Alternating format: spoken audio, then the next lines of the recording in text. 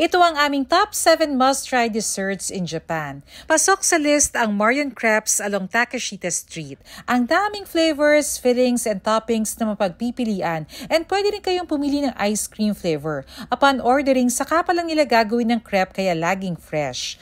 Just a few meters away, makikita nyo naman ang Banana no Kami-sama. Yung bananas na ginagamit nila sa smoothie are grown in Japan. Sweet and creamy yung smoothie, premium quality talaga. Meron rin silang ice cream version. Top 5 Canelé. Isa itong French pastry na popular in Japan. Crunchy yung shell niya and filled with soft and sweet custard filling. Pricey nga lang siya ha, and it's best eaten when warm. Top 4, Melon Pan. Maraming melon pan around Japan and you can even get it sa convenience stores like Family Mart or 7-Eleven. Pero the best yung sa Kagetsudo na makikita nyo sa Asakusa. 80 years old na ang bakery na ito pero standing strong pa rin. True testament na talagang masarap ang snack na ito. You can also add ice cream as filling.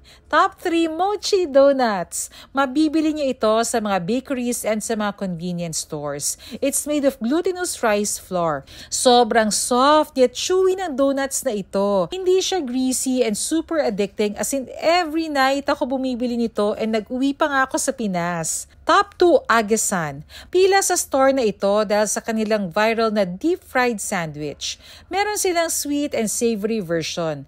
Best seller itong covered ng whipped cream and creme brulee. For the savory version, meron sila yung filled with meat and meron din yung mala salad type na version. Pila usually sa kanilang Ginza branch. Pero heto ang tip, kung ayaw niyong pumila, pumunta kayo sa kanilang branch sa Asakusa na newly open pa lang. Top 1, I'm Donut.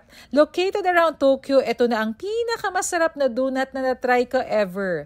Depende sa flavor, magkakaiba ang price. Gaya nitong pistachio na pricier at 460 yen versus cacao na 320 yen. Super light and fluffy ng donut na ito. Hindi overpowering ang sweetness, kaya di siya nakakaumay. Lagi nga lang sold out yung I'm Donut sa Shibuya branch. May pila naman usually sa Harajuku, but mabilis naman mag-move yung line kasi they get orders ahead para ready na pagdating nyo sa counter. Sayang wala pa silang branch sa Osaka pero meron naman silang branch sa Kyoto.